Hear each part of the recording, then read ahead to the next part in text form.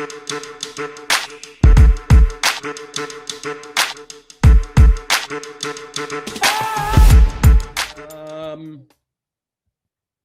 evening, everybody. It's now I'm on the East Coast. It's 8:01 p.m., which could mean only one thing. It's time for yet another episode of The Yard. What number is this? Does anybody know? 26. Oh my, that's the way I figure. That's about half a year's worth, right? Yeah, Well, give or take. thanks for everybody for joining us again on Zoom. While we're on Zoom, we also are being watched on Facebook Live, on Twitter, on YouTube, and Instagram Live as well. And soon, as I have mentioned in the past, we're going to be seen by hundreds of thousands of our brothers and sisters in prison that have access to tablets, and they will be carrying our platform. They'll be able to watch episodes of The Yard. They'll be able to look at our job board as well as lots of other content. And what we're really excited about, they're going to have the opportunity to sort of enter a contest whereby they can submit lyrics. We're starting with hip hop music, but we will be expanding it to country music and gospel music and Latin music and folk music and heavy metal. And we'll probably be doing one genre a month, working with a record company. In this case, we're working with Meek Mill, who is a very prominent hip hop star and a prominent advocate in the criminal justice space as well, and his record label, Rock Nation, which is Jay-Z. And not only will folks have the opportunity to submit lyrics that Meek Mill is eager to choose from among them and to use them in upcoming songs for an upcoming album, but also the record company is very eager to discover new talent for them to sign for their label, both people who are currently incarcerated as well as our friends who have been released. So we'll be talking more about that. That should be happening in a couple of weeks. We have these tablets, I think they're in 420 or so different jails and prisons around the country. And they all operate very independently, as many of us know how the criminal justice system works. So it means that whatever happens, has to happen one by one. Luckily, we're not the ones administering this, but it's a fairly gargantuan effort. In any event, I could go on and on about this stuff because it's really exciting, but I'd be remiss if I didn't immediately introduce my two dear friends, teammates, and co-hosts. Tonight, as we normally uh, can expect, we have got number one, the NBA All-Star and potential, I know there is talk about him being voted into the Hall of Fame. He played center for the LA Lakers, one of the tallest, nicest guys you'll ever meet. We have the big man, Seth Sundberg. Hey, Seth. Hey, Richard, it's just getting more and more like boisterous. It's just going, it's just like, how far can we push this? It's just starting to get rude, huh? It's starting to get crazy. I am really incrementally, I see. my goal is to elevate you to sainthood before I'm done. So just buckle up. He's almost there. It's almost there. And someone who may already be there, of course, is our very, very dear friend, who is a noted hip hop artist himself, as well as a famous entrepreneur. Of course, I can only be talking about the very fabulous Divine. Hey, D. So, dude, Good night, Richard. Good night. How is it going? Good night. You already leaving us? Well, That's no, it? it's a good night. Oh, it is a good night. It is. And of course, we're joined by the very wonderful Adrian Hatter, who sort of organizes things behind the scenes. A couple of things. First of all, as I mentioned, I am suffering from a terrible cold and cough. And I am just counting the minutes before I just break into a terrible coughing jag. If you see me just sort of pass out or fall off my chair or whatever, you'll understand why. It's nothing more or less than a bad cold. Um, Also, for those of you who have the remotest interest, last week I actually moved. I lived in LA and now I am a resident of my old haunts in Miami. So I'm back to Miami, the scene of the crime, as it were for me, where I got into all kinds of trouble, but also had a lot of fun. And I am here. So as you're passing through Miami, as many of you I'm sure will, just give me some advance notice and maybe we can all connect for a cup of coffee or go surfing or something. I don't know. Last week, we had a great guest planned, Tragedy Gaddafi, who is a very, very well-known, very well-respected hip hop artist who really, you know, when they talk about OG, he was an OG. And he was behind a lot of great music that came, you know, through him and out of him. And he was supposed to be here, and something apparently happened, and it caused a delay. And we had to sort of cancel last week. He ended up showing up, and there were a few people who had stuck around. But we're really sorry that that happened, and we're sorry for the inconvenience and perhaps the lack of professionalism. I don't know. You know, it's live. It's live what we do, and you know this stuff happens, and I'm sure we'll be able to get him back.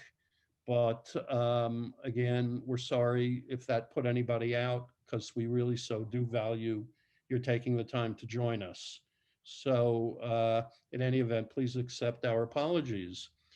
Um, let's see. Um, I'm going to move a little bit quicker here than I normally do because, as you may know, I could just go on and on. We're here we are in the yard like we've been 25 times before. And as I say, you know, our goal here is ultimately to connect people, to humanize people. That's the goal of our app, Commissary Club, which we would love if you would download and check out and tell us what you think. We're very excited about that. We think a lot of people who have records are also great role models and, in fact, inspirational. And I think you'll agree that our guest tonight falls within that category.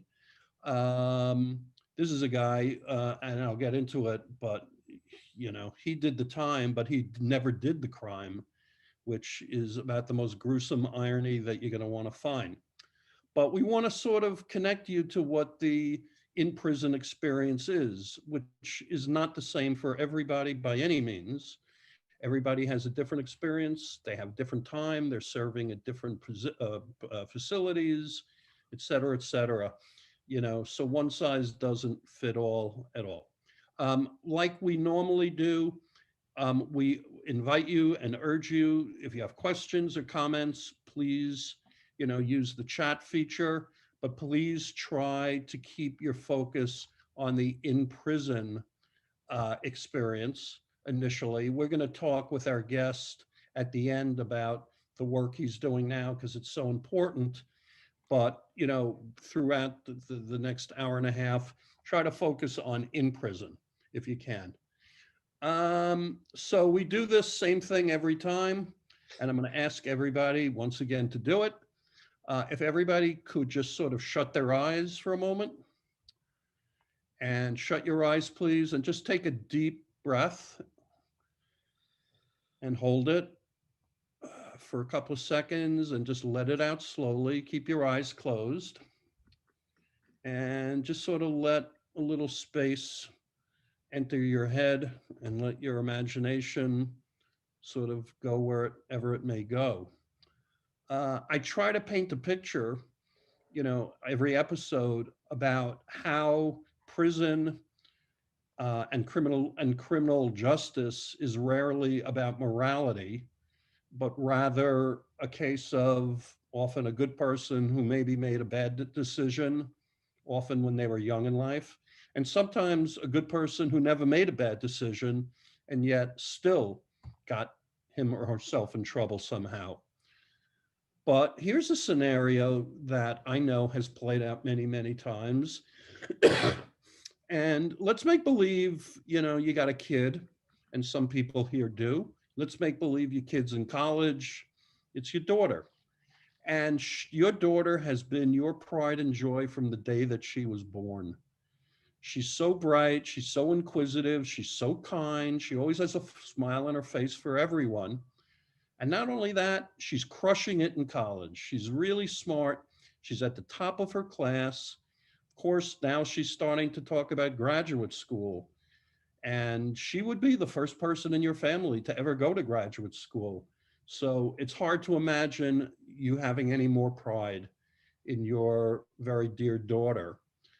She's going to school in California. There's a lot of good schools there.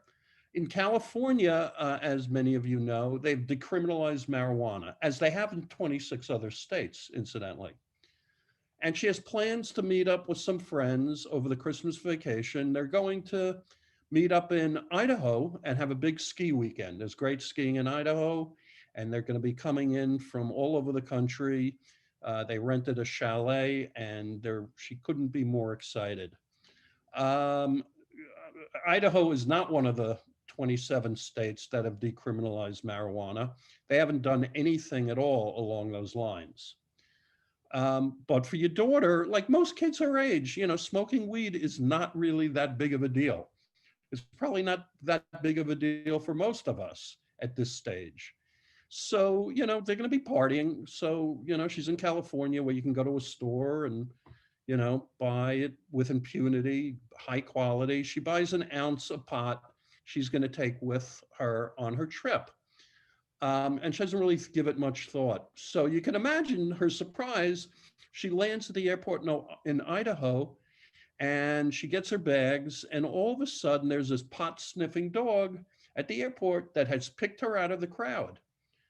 And all of a sudden things just go crazy. Everything is a blur. In short order, they've taken her to this windowless holding area. And she is, of course, very, very upset and very frightened. She admits, of course, that the pot is hers. Now, you get her a good lawyer. That's the least you're going to do. But the assistant district attorney who's overseeing her case is a very ambitious guy. And he has his eye on becoming and running for the state attorney general job. So it's very, very, very important to him that he be seen as being tough on crime, particularly when it comes to nice, privileged, affluent, out-of-state white college kids. This is someone that, needs to be taught a lesson. And as a result, your daughter, who's never done anything wrong in her life until now, she gets a 2-year prison sentence. She's not a bad person. She's not a violent criminal. She's not a career criminal. She's just a kid who made a stupid mistake. That's her crime.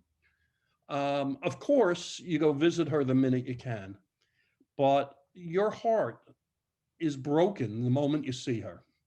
You can't grab her and hug her and take her in your arms. You can't promise things are going to be okay. First of all, they won't let you get that close to her. And second of all, you know full well things aren't going to be okay. She had plans to go to medical school, maybe. Well, forget about that. She'd be a lawyer, no chance for that. As a matter of fact, chances are she won't be even allowed back in college where she is currently. And she'll never have the chance to pursue a good career. Now she's in prison, and that's a life of hell. She's young, she's picked on by the older inmates. The guards love to see her cry, so they are constantly at her. She's lost a lot of weight. She's not sleeping. She has these deep gray bags hanging from her eyes. You can't help but wonder, is she going to make it for the next 2 years? But there's one thing in prison, there's just one thing that she lives for every day. The one good time during the day is when they let her and everybody else out onto the yard. And then she can catch a glimpse of the snow-capped mountains that she was supposed to be skiing on. And she can connect with a couple of the friends that she's made. Maybe, just maybe, for that 1 hour a day, she can make believe that she still has the rest of her life to look forward to. That, in fact, all these wonderful things still await her, even though she knows they're not. So that despite the food and despite the poor medical service and despite the drab uniform she's wearing, for that one brief hour in the yard, she was once again your little girl that lighted up your life whenever you thought of her. These are the people who are in our prisons. These are the people who are out on the yard, and that's where we're going right now. So please, everybody, open your eyes and join me again this week on the yard. And let's meet our guest. His name is Jeffrey Deskovic. We call him Jeff. Jeff's from upstate New York and New York City. When Jeff was 17, he was in high school. He knew a girl, and this poor girl was found raped and murdered, a 16-year-old girl he knew. Jeff is the sort of person who wants to help and wants to get involved. And he, when he learned about this awful, awful tragedy, he wanted to help, and which the police thought was very, very odd. And they thought it was so odd that he was also so emotionally distraught and caught up in this case, but it clearly upset him greatly. And as a result of all that, the prosecutors were convinced he must be the guy who committed the crime. And they had him all day. They didn't feed him. They had him, questioning him with a bright light in his face. And somehow or another, he must have said something suggesting that he had something to do with this. So based upon that, they indicted him, and he was convicted at a jury trial for murder and for rape. He tried, his lawyers tried for years to have the case reopened because there was DNA evidence that would prove his innocence, but the government would not listen to it. They wouldn't accept it until finally they did. And in 2006, after I think 16 or 17 years, 16. 16 years in maximum security as a kid who was 17, 18, 19, 20, where that was his age when he did his time. Finally, they overturned his case and they let him out of prison. And he joins us here tonight. Jeff spends his time fighting for criminal justice reform through his own foundation. We're going to hear about that later. But first, Jeff, welcome to the yard. Thank you so much for joining us. Welcome, Jeff. Thanks for joining us, man. Thanks, sir. Yeah, thanks for having me. Yeah, minor thing. Yeah, I was just 16 when I was arrested, and then I turned 17 before the trial started, which I lost, as you pointed out. So I was in prison from age 17 to 32, and the victim was 15 years old. So just wanted to reference those minor things. But yeah, Okay, you thank got you the for spirit of clearing that everything up for the correct. record. Sure. It's almost unthinkable what you went through. We were talking before the yard began, and to be that young going to where they sent you is unthinkably awful. But to be that young, sent to the worst places imaginable, and also to be innocent, I can't even conceive what that must have been like. So is there any way that you can sort of share with us what was that like? Yeah, sure. Of course. Yes, yes, there is. One way of putting it would be describing it as a nonstop obstacle course featuring the guard, civilians, and other prisoners, all as obstacles to the main goal, which was to overturn the conviction and regain my freedom. It was very violent in prison. In Elmira, where I spent most of my time, there were 3 or 4 stabbings or cuttings every day. There was plenty of violence that did not involve weapons, and there was a lot of gang activity. I had a bullseye on my back. So, because I was there for a rape with a murder, which there's a vigilante mentality, or people convicted of sex offenses. So I always had that on the back of my mind, that people would discover what I was incarcerated for, and that would motivate them to assault me. I mean, I'm in a maximum security prison. I mean, I'm not some tough guy. I'm not defeating any full grown man. That's just not gonna happen. Right. But then there's also the psychological aspect of that. It took a long time to get used to the cell bars. I mean, just being in the prison wall, I had to keep fighting off feelings of hopelessness, helplessness, thoughts of giving up, suicidal ideation as well. And maybe a third or half the time I was there, I couldn't quite even believe that I actually was in prison. I mean, the odds of any one of the factors going wrong that culminated into this result of this wrongful imprisonment, the odds of any one of them seemed to be, kind of astronomical, much less for all of them to have happened in tandem, culminating into that result. Okay, so I want to set the stage here. You had your trial Mhm. and you were found guilty. Yes. And were you sentenced right then and there? Did you come back for your sentencing? Came back for the sentencing. Okay, and then when your sentencing was rendered, did they then take you away, or did you have a chance to kind of get yourself together? No, no. As soon as I was convicted, the bail was I lost. They put me back in custody as soon as I was found. As soon as I was found guilty. And just a quick other side note that I want to mention on the sentencing. I just want to share that I begged the judge to overturn the verdict because I was innocent, and I referenced the DNA to support my contention because semen found in the body didn't match me.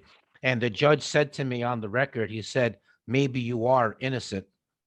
But instead of him overturning the conviction, which he could have done by reversing any number of rulings he made against me in the course of the trial, he instead took the easy way out of giving me the 15 to life sentence. Okay, so you're sentenced, and um, now it's time. Was Elmira the first prison that you were sent to? Yeah, first was the reception center, I so that's understand. where but after the reception center, that was the first prison. Yes, you are Okay, correct. so I want to get a feeling from you of what those earliest moments were like. You're in a bus, a van of some Yes, sort, I I'm in a, imagine, and you're I'm in a shackled, bus. you got handcuffed and you're shackled and the whole nine yards, right? And Yes, right. you're looking at the window and you're pulling up to this facility, an old prison, like, Gothic, uh, in Elmira, the middle of nowhere. What, what was going through your mind as you were pulling up to the prison? Do you remember? Yeah, I do. I remember. I remembered how large the prison wall loomed and how menacing the barbed wire appeared. And frankly, I was terrified. Yeah, with good Yeah, reason. so So they pull up, they open up the door, they lead you out. Do you remember that moment, like when you sort of made that symbolic first step into the prison, like shit, here we go? yeah, I do. I do remember that was what I was thinking. And this one poignant memory really comes to mind shortly thereafter. So the guards asked me, well, do you want to go into protective custody? And I said, well, what's that? All right. And they quickly explained, well, that would be that for your own safety, because we really can't protect you. You would just sign a paper asking to go there, and that way nothing would happen to you. And I said, yeah, well, what would that look like on a day to day? Well, that you would be kept in your cell 23 hours a day, and you wouldn't get to go to recreation other than by yourself for like an hour. There's no education, and you'd basically be in your cell all day.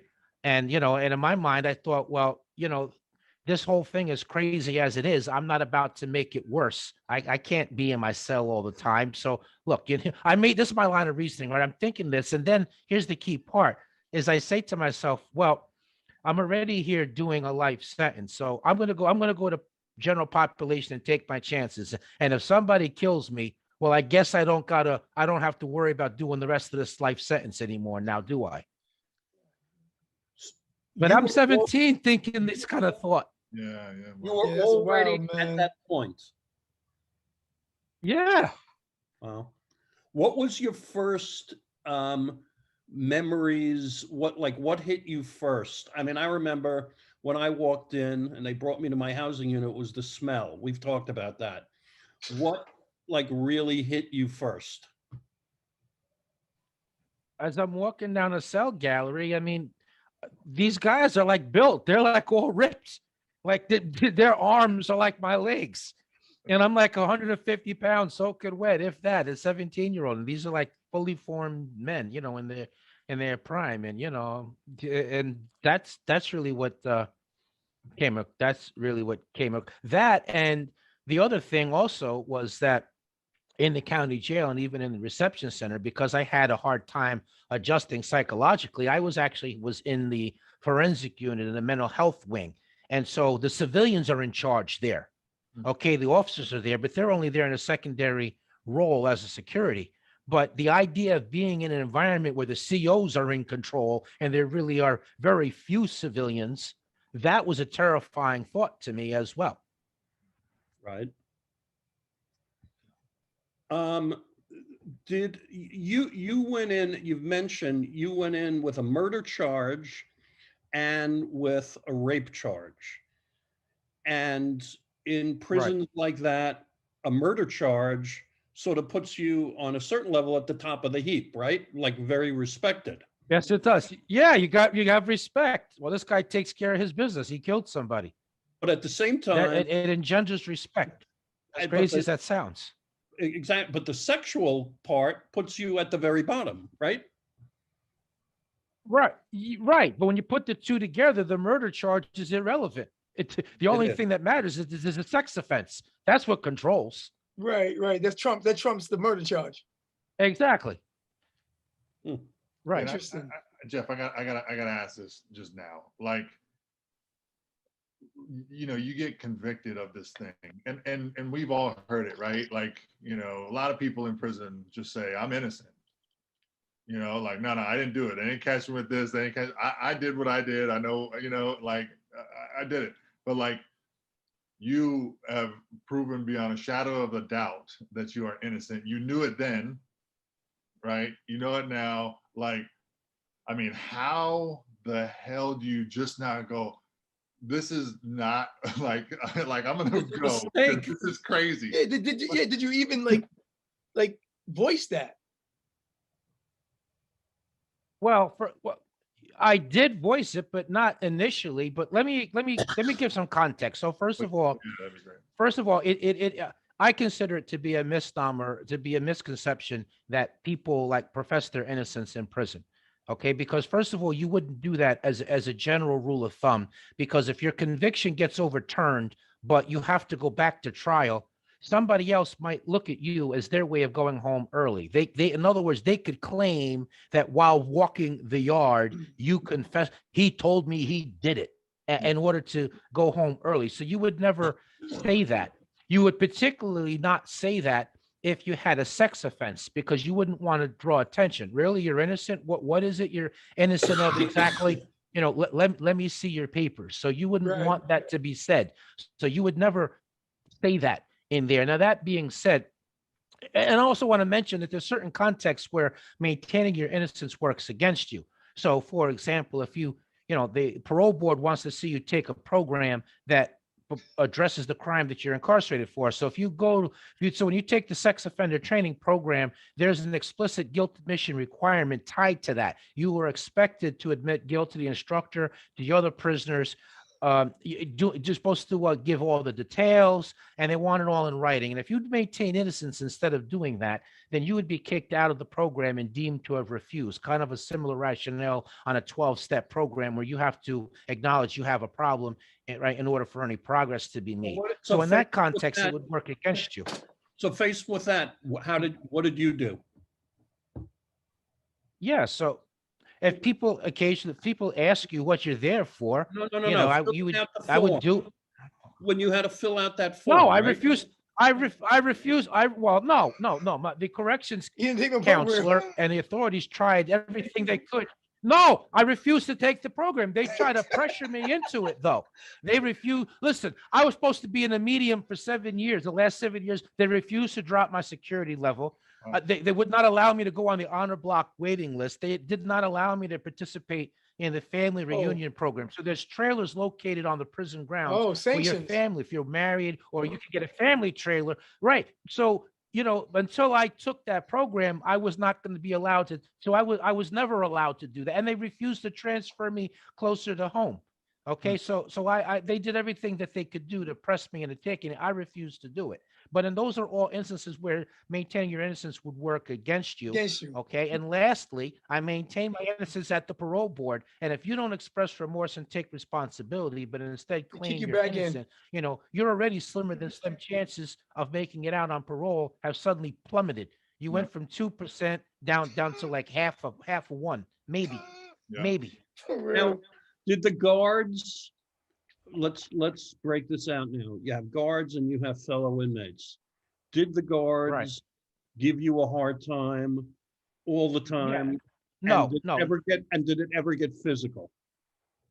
Yes. So, okay. So let me break that out. So, yeah, sometimes, but it was not like a constant thing. But there were a few times when like I was working in food service, like the last like 5 years of my sentence, because I had completed all the programs that they were to complete. Now, Meyer, they had any interest in, and so there were prisoners that would come to me and would say, "Yo, the COO is over there telling people what you're in prison for." Like he was telling people, hoping to Wow. motivate them to do something to me. But again, that happened a couple of times, but that was not a constant thing.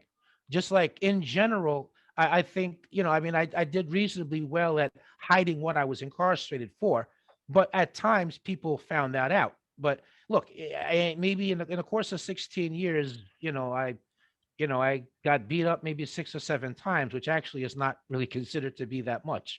And by the way, just to draw a little dark humor into all of this, when I was in my mid-20s, okay, here and there I started coming up with the victory here and there, right? Now I wasn't a regular. Here and there I would win. Here and there I would win in my late 20s. Okay, early on in my career they were all losses. All right. So Jeff, and we're Yeah. talking with Jeff, just to reset the room here.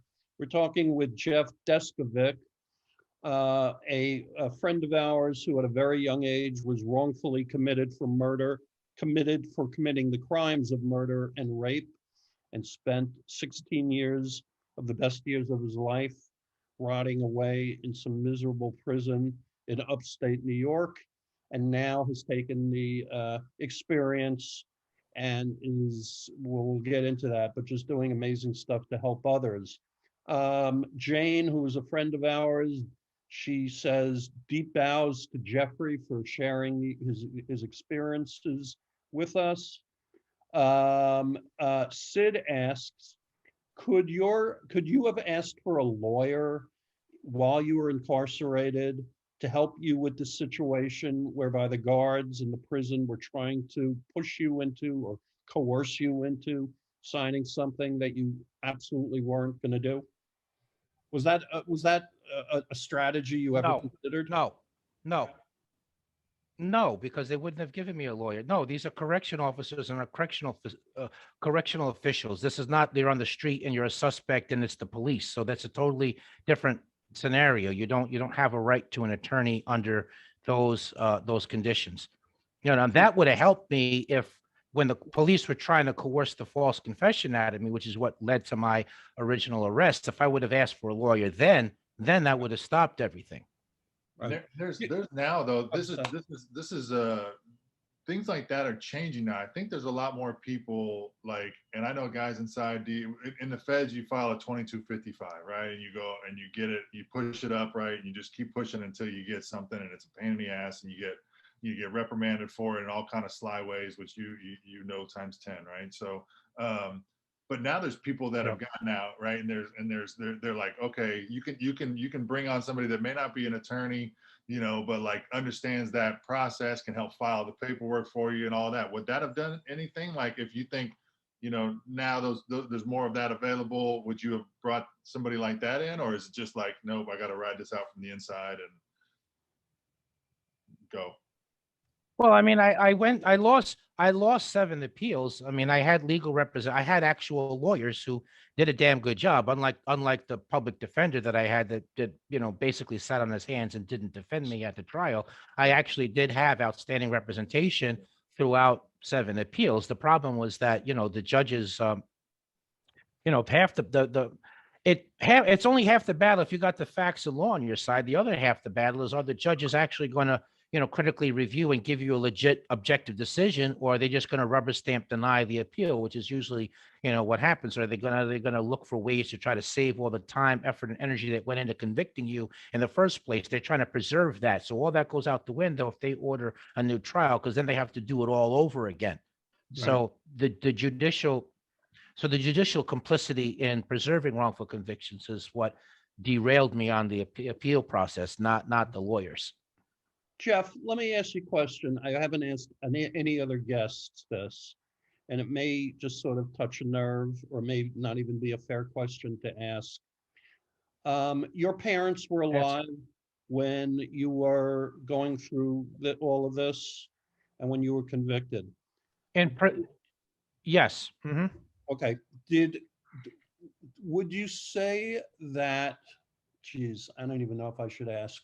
Was there support of you? No, ask. I am. Thank you.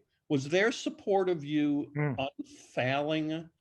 And, particularly as you bring in the rape conviction, which to a lot of people, is, that one unspeakable crime. Were they always, did they always believe you when you were saying I'm innocent? Or were they mightily challenged by it? Yeah, so my father was never involved in my life in any aspect at all, and that kind of played a role in how the police were able to victimize me, because they used the good cop, bad cop role, and I began to look at the officer who was pretending to be my friend as a father figure. So it intersected in that aspect. But beyond that, I mean, my mother and my extended family, they all believed in my innocence, with the exception of one who was law enforcement and his daughter.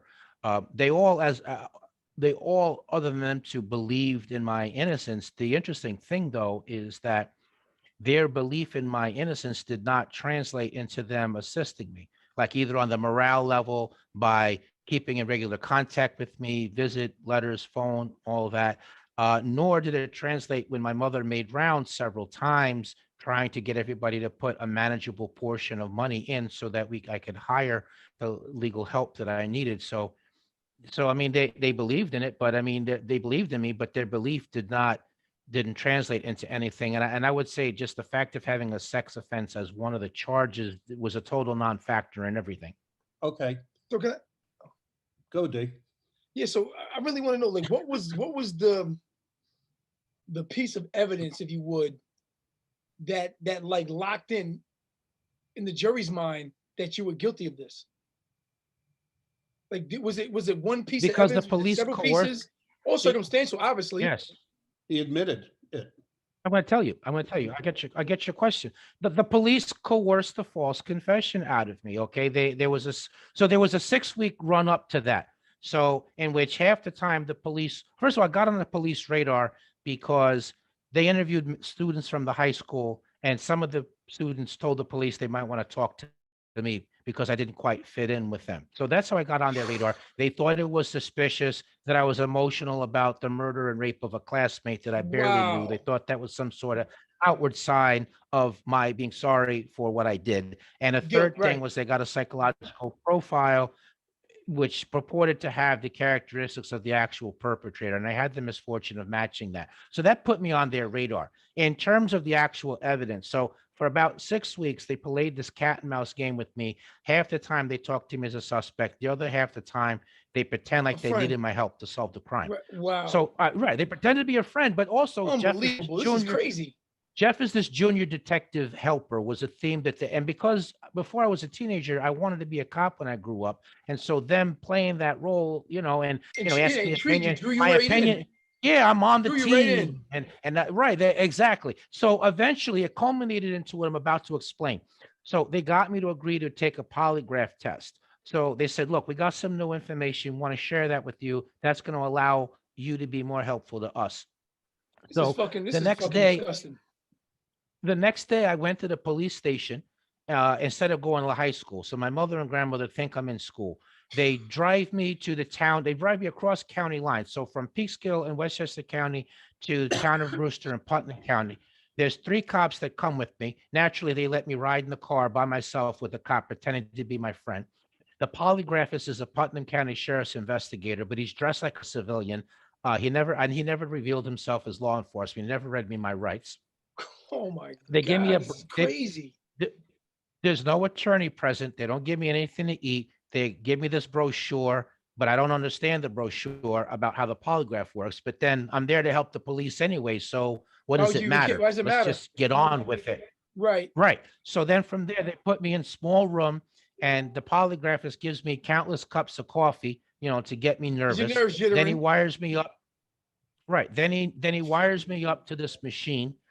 And then he launches into his 3rd-degree tactics. So he invades my personal space, raises his voice at me. He keeps asking me the same questions over and over again, and my as each hour passes by, my fear increases in proportion to the time. And he kept that up for 6.5 to 7 hours. This is unbelievable. It should be Towards illegal. the This is end, he illegal. says, what do you mean you didn't do it? You just told me through the test results that you did. We just want you to verbally confirm it. So that really shoots my fear through the roof. Then the cop, he leaves the room. The cop who's pretending to be my friend comes in and says, look, they're going to harm you. I've been holding them off. I can't do that any longer. You got to help yourself. Look, just tell them what they want to hear. They'll stop what they're doing. You can go home after this. You're Right. not going to be arrested. I can't Being believe young, this. being young, naive, frightened, 16 years old. I'm not thinking long term. I'm only concerned with my safety in the moment. Immediate moment.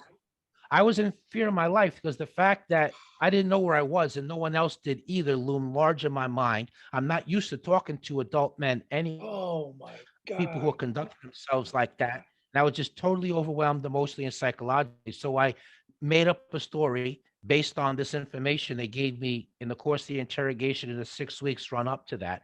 And by the time it was all said and done, I collapsed onto the floor into a fetal position, crying uncontrollably.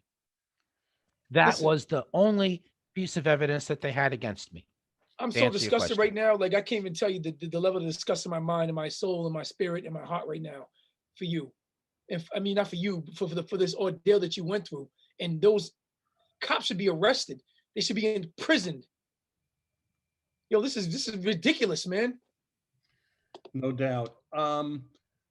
Jeff, so let's get back to prison, where I Right, love sorry. to bring the story back to. So Yep. you remember walking down the line, and you remember passing cells of, you described them, full-grown men, who spent 8 hours a day, on the weight pile, and who'd been down for a long time. And here you are, some young, skinny little kid, going through this. They bring you to a cell. Did you have a cellie? Were you alone? I was alone. I was alone in the cell that they brought me to. Okay. Could you describe what the cell was like? Yeah, maybe it was I'm not good with numbers, so I'm not going to give height, width and length estimates, but suffice it to say that if I put both of my arms stretched out, I could touch one side of it and I would be maybe like half an inch short of being able to touch the other end of it. And it wasn't all that much bigger when I went the long way of that. Okay. So that was yeah, that was a cell. It had the bars in it and everything like that. And the bed is the main piece of furniture in the cell, and it's located adjacent to the bathroom sink and the toilet. And there's like a rope that's attached from the back of the cell to the front of the cell bar that you use like a clothesline if you wash your own clothes and you hang it up there. There's a red bucket in the cell because Elmira's so old and antiquated that there is no hot water in the cell. So you put the red bucket on the gate, and Stinger. twice a day the porter, that would be the cook. Yeah, you're right. But what I was saying is, for purposes of cleaning, you'd put the bucket on the gate and the porter would come around and he would pour hot water from the slop sink you into your serious? bucket, and that's Yeah, That's it's like, yes, it's I'm like, serious. hot it's like water. medieval. It's Dickensian. It's amazing. Yes, yeah. Now, I don't know what what that about word means, but yes, I agree. Dickens? Old English. Antiquated. Worse than that. What about meals? So they throw you in there, and you're just sitting there. Yo, All man. right, now what? Right? Yo. What was your? Yeah. Did you got out to go to meals? Right? The mess hall, wherever. Yes. Cafeteria. Yeah, the mess hall, the mess hall. That's right, the Okay. mess hall. Was that the first time? That had to be pretty frightening for you. That was pretty frightening for me. Mhm. I mean, I didn't understand, even the whole procedure. I mean, that you stay on your place on the line, and you have to pick up the tray, and you have to remember to get the spoon at the end, and remember not to lose that spoon and throw it in the bucket when you leave, lest you get in trouble for trying to smuggle something out. Contraband. Then you sit down and you can't get up until the guards tell you. But when the guards tell you to get up, everybody, whether you're done or not, it's irrelevant. You got to get up, and they always played this the game. If it was a halfway decent meal, not that that was all that often, but when it did happen, they would rush you out of there in about 10 or 12 minutes. And if it was a terrible meal, you might be forced to sit there for as long as 45 minutes in a where it's very poorly ventilated. It's too many people, so there's a lot of body heat on top, and all the water and the water Listen, pitchers that man. are on the table it's all been sitting there for like an hour before we all walked in. So you might be stuck there for 45 minutes. So yes. And what about where you would sit? What was there typically at certainly a place like that, there's racial divisions that are rampant, right? No. I've heard that's a federal thing. That wasn't the case in New York State. And in any event, not only was there not any sitting not along racial lines, but you had to sit down with the same company, it's the same gallery that you came in. You're sitting down with those Same same individuals. people, same Right. individuals. Did anybody approach you in any fashion, either at a friendly or threateningly, as you being a new, inmate there? Yeah, sure. Yeah. What Yeah. happened? Yeah. Yeah. So I mean, so the porter who had been kind of an old timer, I mean, he's really who got me started with even going to the law library. Hmm. He asked me how much Always time. trust the law library. Yeah, he's asked me, how much time you got, and and he said, look, he said, look, I got William Kunstler representing me, right? Nonetheless, I even go to the law library and try to pull cases and give him ideas. So, I'm Right. sure you don't have a lawyer on that skill level. So I think it's important for you to go to the law do this, library yeah. and do this and give ideas. And being as though my trial lawyer essentially didn't defend me, and I knew that, I didn't trust lawyers anymore. So that person helped me. That old timer helped me that way. There were other people here and there that gave me different survival tactics and tips. Like when you're in your cell, don't talk out of your gate. Just when you're in your cell, just be quiet. Don't get in conversations that don't belong to you. Don't you dare just get involved in any kind of conversation about what's going to be watched on the television. Don't borrow nothing. You can't let nobody take anything from you either. Don't gamble. Stay the heck away from people, that are homosexual, unless that's your lifestyle, because you're going to be inviting a lot of problems with that. So all these are different tips, survival tips and tactics that I learned. If something happens in the yard, throw your back against the wall. Keep everybody in front of you. Yo, I can all imagine those that. kind of things. Yeah, I can imagine that you're an encyclopedia of how to survive in prison. Because you went to Yes. prison so Yes, early. I am. Right, because you went to prison so early, Mhm. like these things became like you said, your survival guide. Like, other people that have gone to prison, like Yes. I've been around people like old timers, they've gone to prison, not so much the same scenario where they're innocent, first of all, they've been coerced by the police into giving a false confession, and they've been incarcerated for life, basically, at such a young age. They have this, they know the prison rules, but I can just imagine how the prison rules for you was just your whole survival guide, man. It's just Right. crazy. No, it's true. No, it is. It is. And I learned this. Listen, I would study people for like a month or two before I even said hello, just to see you got some like metaphorical storm cloud above your head where you're Right. going to self-destruct. And so my only goal is make sure when you self-destruct that you don't manage to take me down with you, and to know everybody who's on that cell block and who's in what gang, and staying away from those people so that when something goes down, I'm not, and they don't hit me too. So all those were, and not, sleeping with your feet towards the bars, not your head, so nobody harpoons you through the cell bar. So all those Yeah, to the tactics, bars, yeah. right? So all Wow. all those things were tactics. But if I didn't learn all of that and listen up, I wouldn't have made it. I mean, there were a lot of people that didn't make it. Yeah. That didn't realize that things were real, and they knew it all, and they actually knew nothing. And they didn't. I used to metaphorically scream when I would see young people come through, as I got a little bit of experience, and they were not doing things the right way. They were not listening, and inevitably they would either get sucked up into a gang, or they would get cut, or they would get beat, or they get sent to the box. They just simply wouldn't make it through one way or another. And I would metaphorically scream as I watch it, but I couldn't do anything because they're not listening to no one else. They ain't gonna listen to me either. Well, wait, you're saying you would metaphorically scream. Yeah, in my head, in my mind. Okay. You then would, one of the lessons you learned was mind your own business, right? Yes, Right. exactly. Yes. Yeah, because if I tell this young kid that ain't listening to nobody else, yo, don't do this, don't do that, stay away from him, they're gonna go and tell that to the other person. Now I got a beef now. Right, but you're gonna beef. Yeah, but you're a seasoned vet. At this point, you're a seasoned vet as far as Right. knowing how Right. the prison system works, what you should do and what you shouldn't do. Yes. Listen, out of all the episodes we've had on the yard, 25 episodes, this is the first time we ever had anybody that basically confessed to doing something they didn't do, was then released through DNA evidence. Like, your story's just crazy, like a Netflix story. So- As I'm listening to you tell this, I feel like I'm listening to the making of a murderer, kind of. But you're a better guy, of course. This is crazy, man.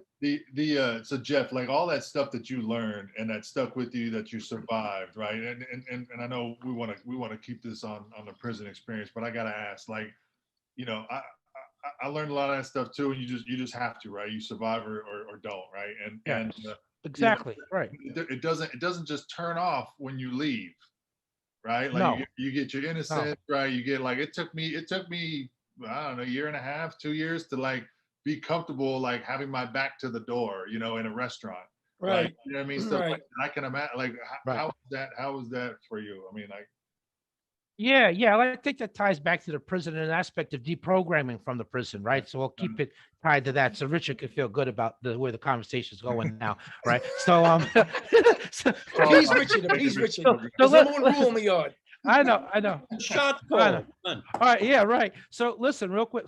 I forced myself to break prison habits. Like, like I would, I would sit in a seat where my back was to everybody else in a restaurant. I stopped using the prison lingo just to try to, and I broke other things, but it took me years for that. I mean, initially when I would when another man would come in my circumference, I mean, the adrenaline turns on. I'm sizing him up. I'm looking at both his hands. I'm ready to go in a minute, and all this is just going on in my mind. He has no idea that any of this is taking place, but it took me some years in order to just deprogram from that to where everything, I don't go through that anymore. But you have to, that's part of surviving in prison. I mean, you're in prison where your life might not be worth a pack of cigarettes on any given day. Or a can of mackerel. Right, exactly. Yeah, right. People turn on each other though for silly things and small things. I don't think anybody in the free world would get into a fight over somebody owing them a pack of cigarettes but doesn't pay. But in very few, and it would be an unusual context, right? But in prison, that would be a problem right there, because you wouldn't want someone to walk all over you, right? Because then everybody's coming in after that and it's all over with. But who's thinking like that? Look, you stole $4 from me, so you know what? Keep it. You needed it more than me. I'm just not dealing with you anymore. But it's not looked like that in prison. That's It's the streets, yeah. Right. Hey, Jeff, you mentioned that among the adjustments you had to make was abandoning prison lingo. What Yes. was or what is the word or phrase that was one that you would use a lot while you were in prison that you knew you had to sort of shed if you were going to actually, get away? Does one come to mind? Yeah. So when people would ask me what I was in for, I would just say, I've got a body. The phrase "a body," which is reference to like as a murder charge, right? That would be There's a that would body in be, the truck, you know, son. What's it gonna that be? or somebody or even just saying, word up or that might be this is silly me talking like this now, but it's I this the love art. it. I'm gonna do it. No, so that would be so that would be something, or use that would be an example of something, So you or said one saying, thing. somebody got to burn. So using the phrase burner, like Yeah. somebody, I don't use Oh. that phrase anymore, but that's a Yeah. prison, that's a prison thing. Angie, who's with us, Mhm. she brings up, I don't even know what this, radio, walking, and fish are three words, prison words, that she remembers that. Walking for sure. What does walking mean? Walking is when the guards are walking by, like you. Yeah, like you- walking. Yeah. Hey, walking, So like so you I coming so in, those coming yeah. by. So I didn't hear that in the feds. I never heard it there's in a the feds count. walking. Never heard that one. No, there's a okay. So listen, The there's a state thing. count.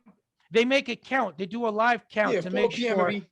that no one's escaped and everyone is that no one's died. Okay, Right. so Yeah. the prisoners, as a type of respect and code that we have amongst ourselves, to not let another prisoner get walked up on by the guard where he doesn't know, you'd say walking. So that means, whatever you're doing that you're not supposed to do, if you got your sheet Okay. up, but then take that, whatever you're doing, just be legit for like a minute. Okay, let them walk by and then go back to whatever you're doing. Yeah, Right. It means they're walking the beat, not walking the Green Mile. yeah, exactly.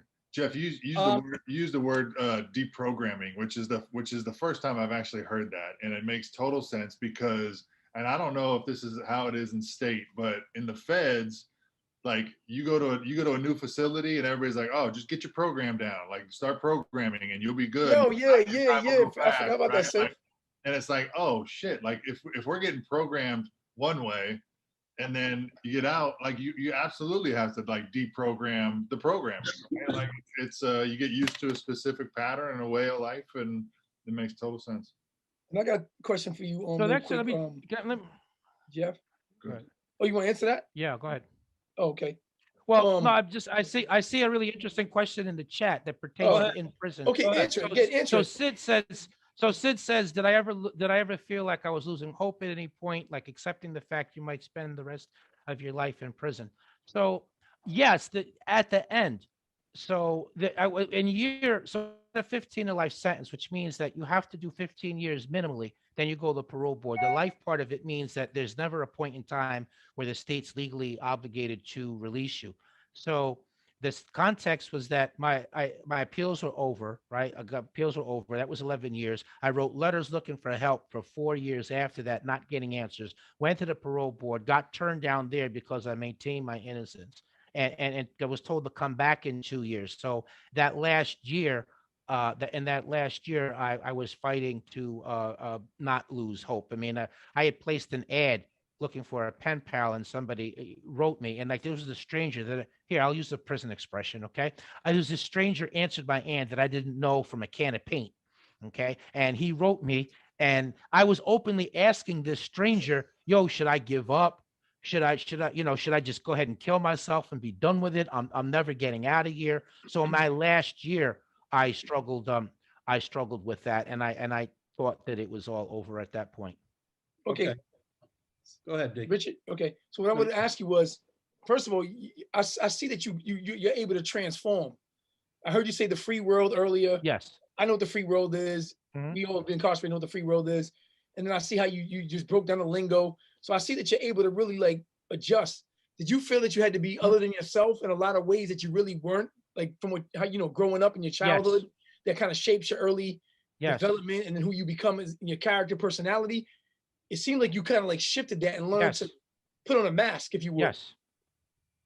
No, I do. That is a great way of putting it. I did put on a mask. Yes. I mean, yeah. So in that I sense, mean, real quick, you said you was assaulted several times. I think you mentioned yes, the number 7 to I 8 did. times. Did Yeah, you yeah, ever six or have seven to times. stand your ground where you either had to even think the thought in your mind that you might have to assault somebody, or did you Yes, ever have to assault somebody yes. to catch yourself? I regret to say, and I know it's not logical to say this, right? Because I was defending myself, but I regret to say that there was one time that I had to assault. These three guys were coming, and so the setting is this, right? Is that I got sent to Shawangunk, which is a maxi max prison, right? It's the highest level of security you can possibly imagine. All these guys was there, all these guys had been down. Okay, we'll go to prison lingo again. All these guys had been down like 10, 15, 20 years. Okay. And so this vigilante mentality was really thoroughly ingrained into their psyche. And they went to the law library and pulled my case out, made copies of it, passed it out all over the place. And the whole Wow. environment got hostile. And this was the one and only time I had a paid lawyer. And I was filing in federal court. And so I thought I was going to win because I was innocent. Okay, but there was no way I was going to fight any of these guys. I'll use another prison lingo. There was no way I was going to fight any of these guys straight up. Okay, that wasn't going to happen. Okay, so it would be just my luck. So I can't fight them with my hands. They're gonna, so I'm going to have to use a weapon or something. But it would Right. be just my luck. I'll keep talking. I'm gonna keep talking prison lingo. Okay, it would be Yeah, just my, as it I were. love it. It would just be. It would just be my luck that I would beat the case that I'm there for in the first place, but then I catch another charge, so now I can't go home. Okay, so Yeah. I was letting stuff slide that I had no business letting get slide. Okay, I was supposed to take it to them. All right, but I was That's letting right. stuff go because I didn't want to catch a new one. That's right. Okay, You want and to catch all a new that one. was That's right. doing was getting them more and more. All that was doing was getting them more and more bold. And it got to the point like I felt any day now they were coming to stab me. Okay. And so I Right. wasn't about to just sit there and wait for that to You wasn't happen. going out like no Okay. So sucker. I assaulted. Right. So I assaulted. I assaulted the biggest dude out of the bunch. That's how you do Except it. that the damn thing backfired on me. The damn thing backfired on me because clocking somebody in the head is not something that I would normally do. Okay. Right. And so I actually went into shock after I did that. I froze. I dropped what I used, Right. and The like a circle weapon. formed around us. Right. Yeah. Well, yeah, exactly. But well, and this guy picked up this 10-pound weight plate, and I got hit multiple times on the side of my head, man. And I almost What? got killed. Oh, Damn. So that was all because I was there. That was all because I was there. They thought I was a sex offender. That's the whole point. amazing. But that's an example. That's an example, though, of doing something that I regret. Okay, Right, that's right. not something that I But you would. really that I didn't would- have a choice. There's something I need to interrupt this great dialogue. Our friend Pinky it's her birthday tomorrow. Happy birthday. And, Early. uh, Birthday. she was late joining us tonight, as she says, because she was getting her birthday cake. And she eats it at a certain time when it's her birthday. And we all wish her the happiest of birthdays, Pinky, and thank you for Pinky is a man. I knew that. Adrian is telling me that Pinky is a man. I knew that. And what a man he is. But in any event, Pinky, happy birthday and thank you for sharing part of it, I guess, with us and with Jeff. Jeff, we're going to get into very shortly you talking about the work that you're doing now, but several people have raised this question, and it is the question: Pinky is not a man. Pinky What's is. going on, man? This is Control all the being message out, man. recorded. It As you doesn't really This is matter. going to be out there forever.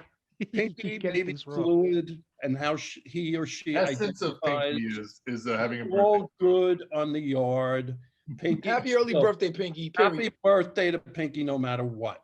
Exactly. From us from the God. Exactly. But let me get back to Jeff yard. here. Jeff, I asked you before we went on. I said, Jeff, are you happy now? And are you bitter?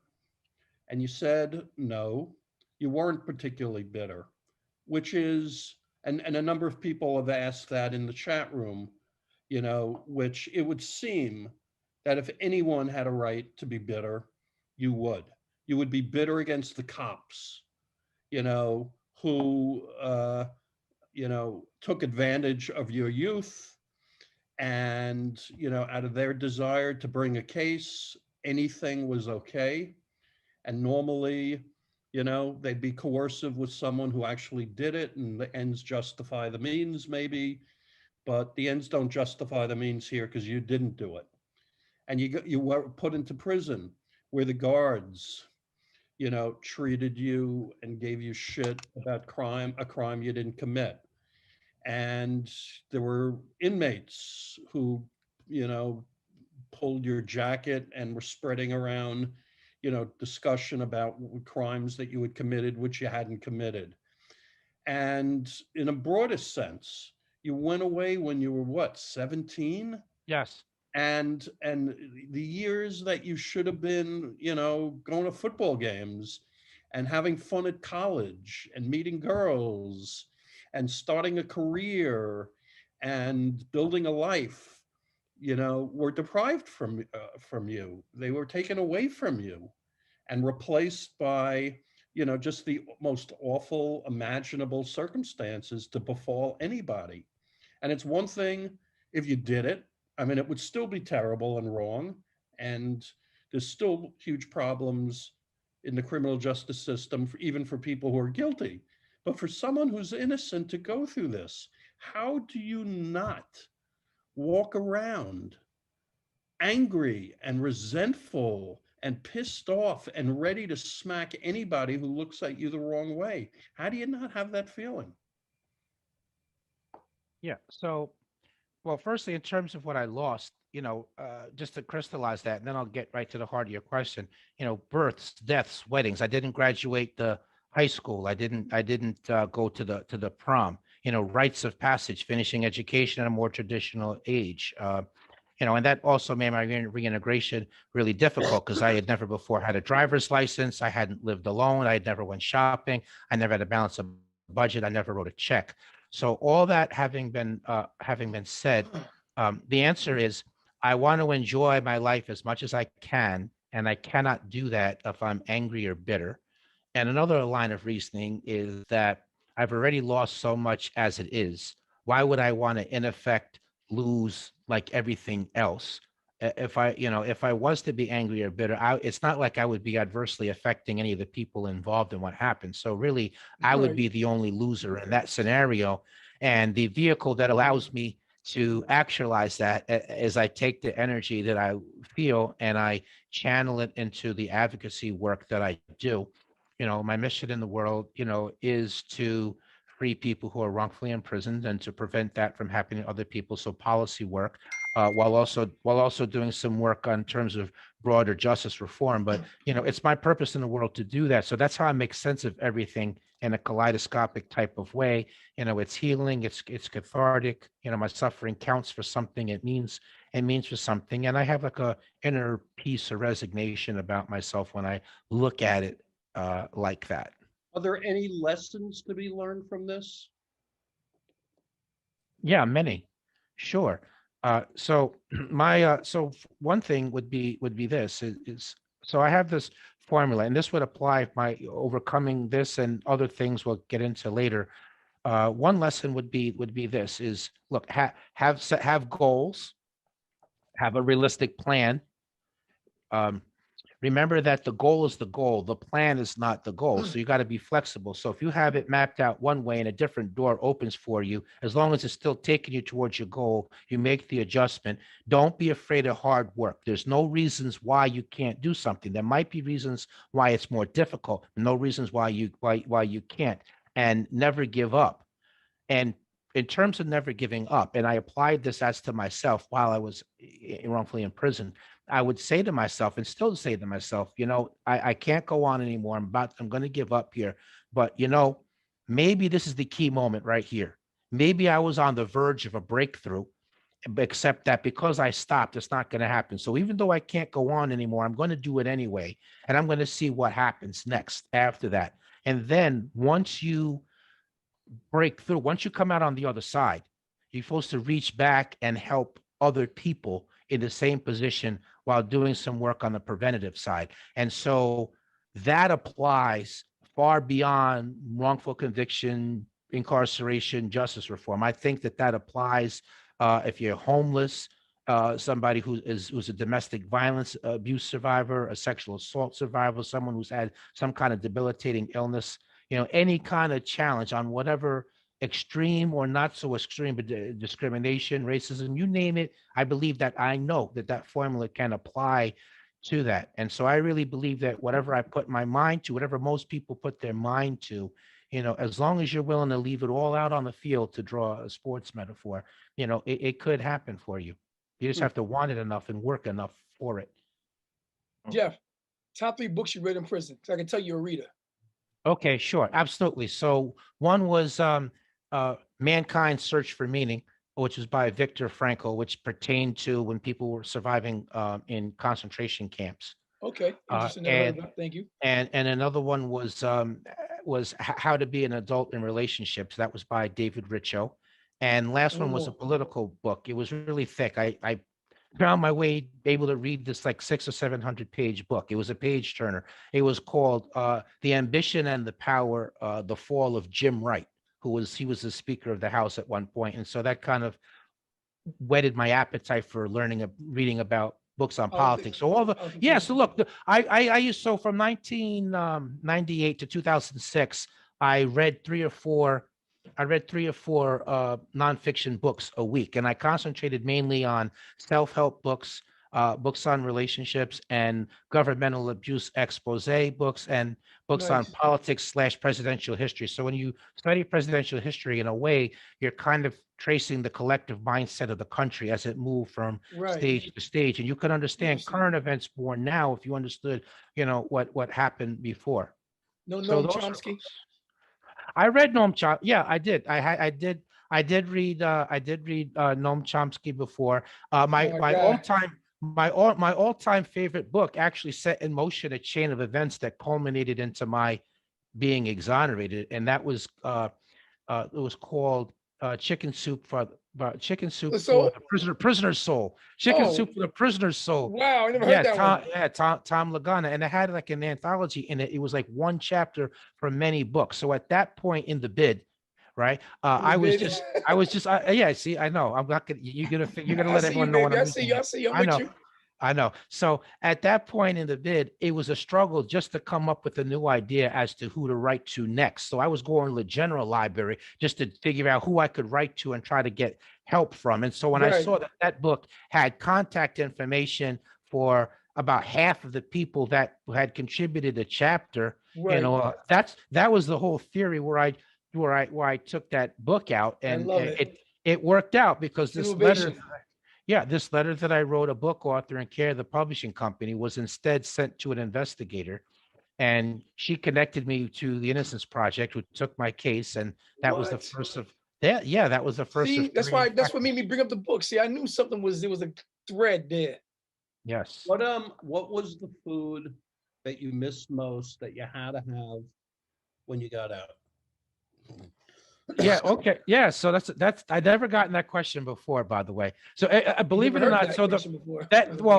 every now and then, for me, some of that prison stuff was really, it was comfort food in the sense that it was meals that I made myself with a hot pot in my cell. It was not, just to be clear, not the state food. Okay. No But microwave. I like having octopus and having the calamari and the tits. But the height of that is having fried Jack Mac. I mean, that would be the highlight of 2 months. Fried Jack. The fried macaroni balls, right? All right, so let's talk Yeah. about, you got out at age what? 32. You're 32 years old. You had Mhm. this organization working on your behalf, Right. The and Innocence Project. Right. the Innocence Project. And I would imagine, that as it became clear that you had a chance of getting out, there was conversation about you getting involved with the organization when you did get out. Or did that come to you afterwards? That this was the work? No, well, I tried to get involved in working with them afterwards once I got out, but they felt like, well, if they do that, we do that for you, then we have to do that for everybody. And they weren't willing to open that door. Okay. And on top of that, as great as they are, they only want to do DNA cases, and that's only available in 5 to 12% of. And so to me, innocence is innocence. So whether you can do that under a microscope or Right. pound the pavement and find witnesses, it doesn't matter to me. So I didn't agree with that, and I'm not just there as window dressing. I'm part of the team. Look, you tell me what role you want me to play, but you're not going to tell me what specific words to use either. And I'm contributing to the strategy. So none of that was a role for me with them. Okay. So hence my started my own organization. But I realized once when I came out at the press conference, I gave an off the cuff 2.5 hour speech in front of all the media when I was released. Everything I had always wanted to say, but could never get anybody to hear me say in the course of 16 years. And so that made me realize that I could do advocacy work without necessarily being a lawyer. And so for 5 years, I was an individual advocate, meaning that I mean, couldn't you have done like 2.5 hours in like 2.5 seconds? It's like, I told you. Like that would be the press conference. That would be the whole press conference. No, like, but I was you innocent. for the last 16 years. I was that innocent. didn't do this. No, but I understand what you're saying, and I agree with you. But the point is that what I had to say went far beyond me and far Right. beyond my case. It had to do with the system as a whole. Right. No, of course. Right. I'm just saying, like, So come on. how does your advocacy manifest itself? You're not a lawyer. How do you, I mean, you identify people. I'll explain.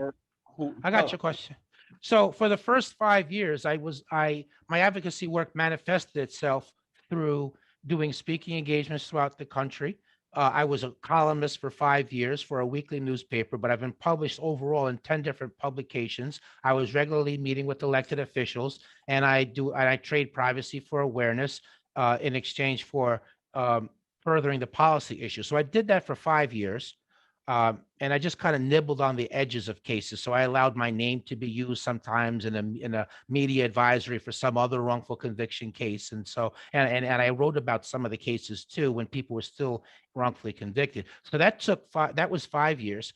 But then when I got some financial compensation, I decided that I would take $1.5 million from that and start the Jeffrey Deskovic Foundation for Justice, where we could directly be involved. And we've been able to get 11 people home.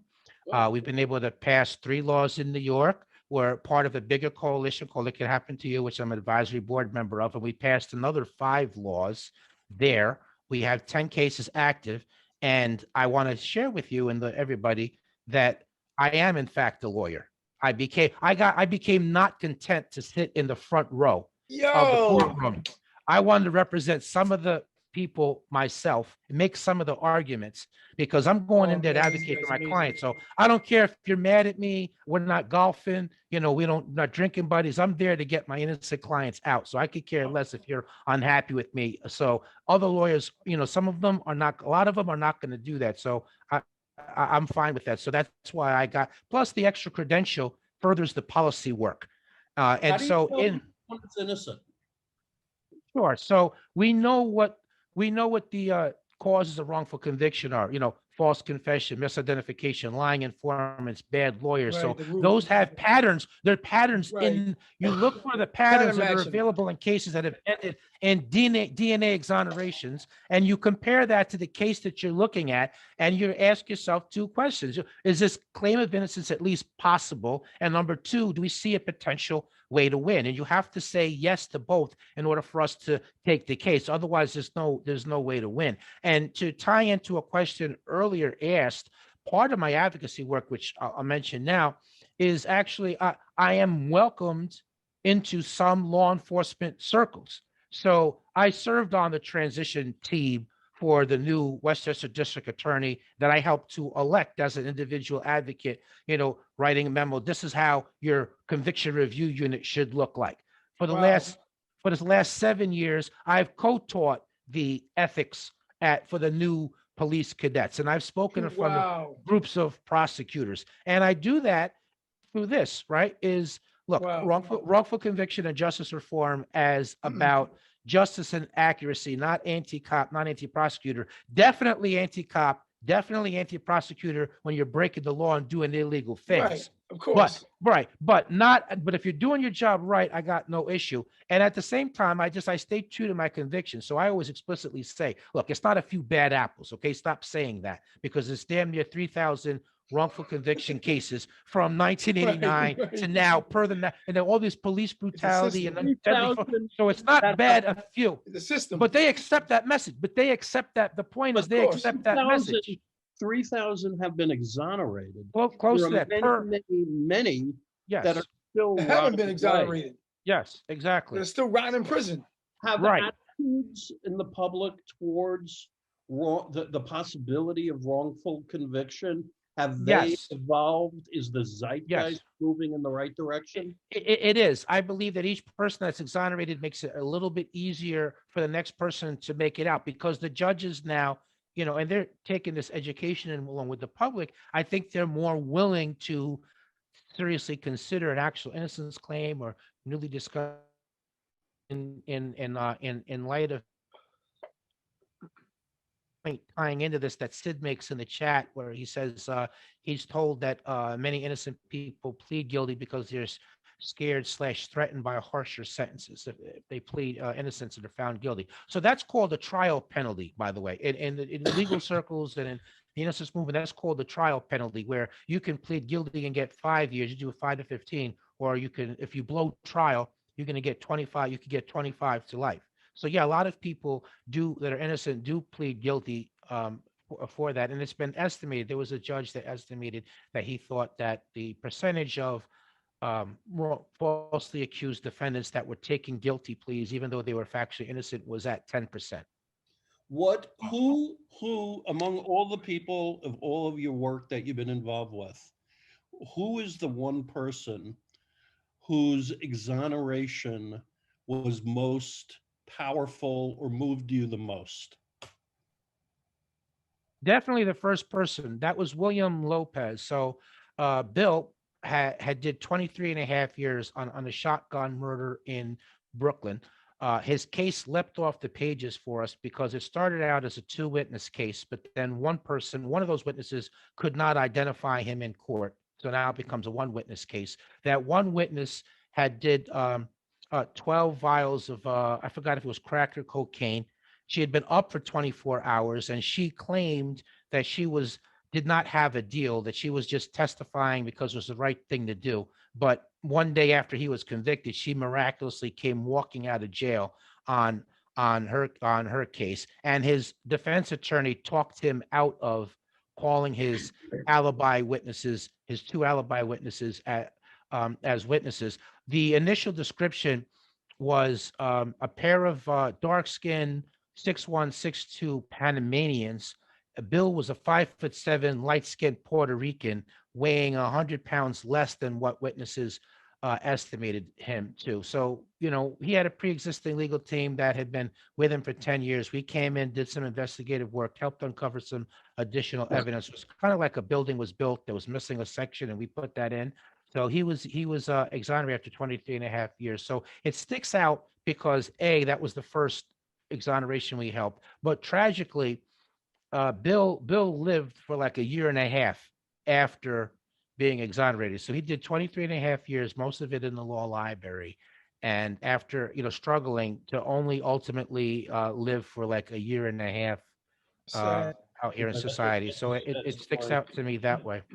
Angie, one of our friends and frequent guests, she writes along what you were just saying, Jeff. She writes, and I quote, "I pled guilty so many times just to get the chance to get away from those that were accusing me. It's insane." She says, "I pled guilty to a felony just to get out of CRDF. COVID-19 got me kicked, released a few weeks after I pled out." So, here's a case of someone who was just doing anything she possibly could to improve her situation, including admitting to things that weren't, So, Right. That's common because I mean, you know, you're locked up. You can plead guilty and go home, or you can keep fighting the case and you know you stay in prison. Remember, you know, your apartment, your car, your property, you know, that's all likely to be gone. You might have kids. You face the trial penalty. You have a public defender that has you and 99 other clients. You know that they're in general, they're really not the most skilled lawyers of them all anyway. So a lot of people just to minimize. And then on top of that, you know, the mistreatment that you experience fighting your case from the street versus fighting it from on the inside. I remember when I was in the county jail, they wake you up around 4:30, 5 o'clock in the morning, right? They put you in a in the bullpen with it's way too many people. It's hot. You're a sweaty mess. They put you in handcuffs. You're on like a chain gang. Your legs are together. Your arms are together. They throw you in the back of the van where there's again no adequate ventilation. Ventilation, yeah. And then you're downstairs in a holding area in the courthouse for hours and hours and hours just to make a short appearance that lasts 5 minutes. And you go back downstairs and you're there again for hours and hours and hours and hours. And every time they make an extension, 30 days, yeah, we'll come back in 60 days, 90 days, 4 months from Your Honor, we need an extension. We need another 90 days. We need 6 months. People aren't ready, Your Honor. We need this, we need that. And every one of those extensions is at the defendant's expense. You're going to have to go back to jail, stay there, and then there's going to be another trip that you're going to encounter. So just to get out of that alone, people plead Good guilty. point, man. You want to do that? You want to just go home? all right, Jeff, what's next for you? Sure. So, well, definitely. So I've entered some of the 10 cases that. So they're not the 11 people that got home. There's 10 active cases now. So I've entered some of those cases as a co-counsel. So definitely to exonerate some people as an attorney. So there's that. I'm doing policy work myself and fellow advocates. We're doing policy work now in New York, Pennsylvania, and California. So in Pennsylvania, that's one of 14 states that does not have compensation. So you could be wrongfully convicted and exonerated, and the state currently says they owe you nothing. So we're working on that and the oversight for prosecutors. We did get the oversight for prosecutors passed in New York. We're trying to get rid of the exceptions when it comes to videotaping interrogations. In California, we want the oversight for the prosecutors. We're trying to kill the death penalty there because of the obvious risk of executing someone innocent, amongst many other objections that I'm not going to get into now, just to keep it short. But so there's the policy goals, exonerating others as an attorney. I'm looking to increase my profile at some point. I really would like when I speak or say something to have a bigger platform, just like a lot of the other civil rights people did, who went before us on whose shoulders we stand. So I'm Right. hoping that that's going to happen at some point. My book, at some point, a movie, and have an Netflix. office, have a chapter of the foundation in each state and in each country, because I look at wrongful conviction as being a worldwide issue. Epidemic, man.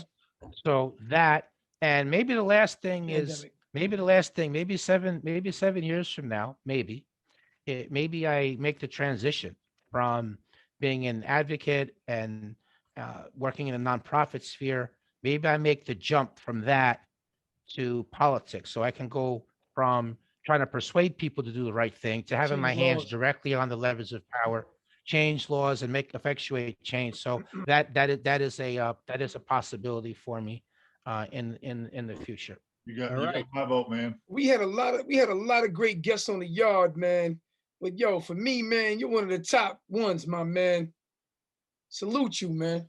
Yeah. That's what's up, man. Salute Yeah. you, baby. You Yeah. got my vote too, for sure. Jeff. We are really proud and very appreciative and humbled that we have the opportunity here for you to share your experiences and your heart and your soul and your intelligence and your history and what you've learned and what lies ahead.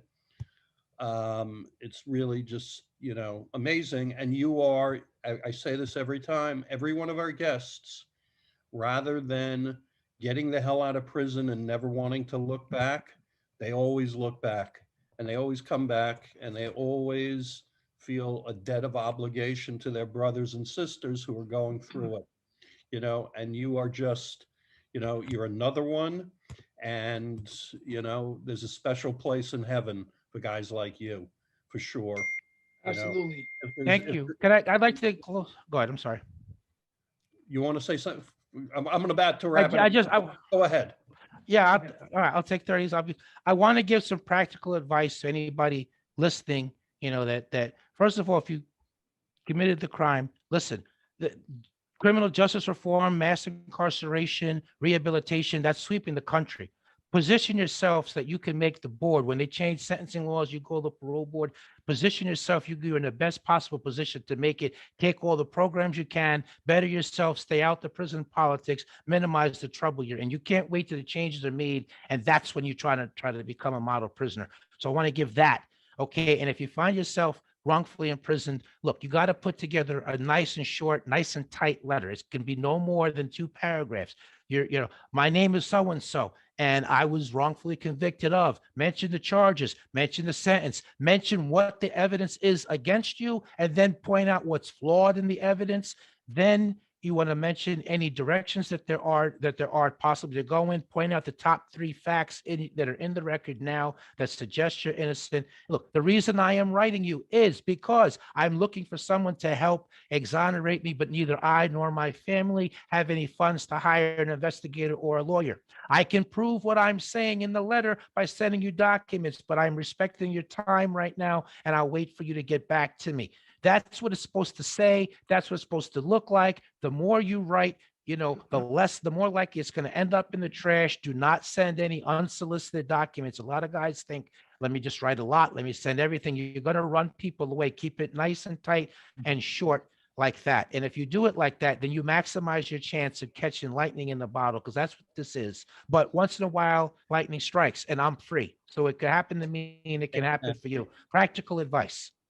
All right. If Adrian put up Jeff's the URL to Jeff's foundation.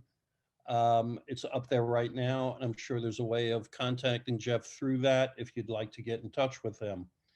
We're very, very appreciative that you joined us, and we would certainly love to have you come back just I'd to love that.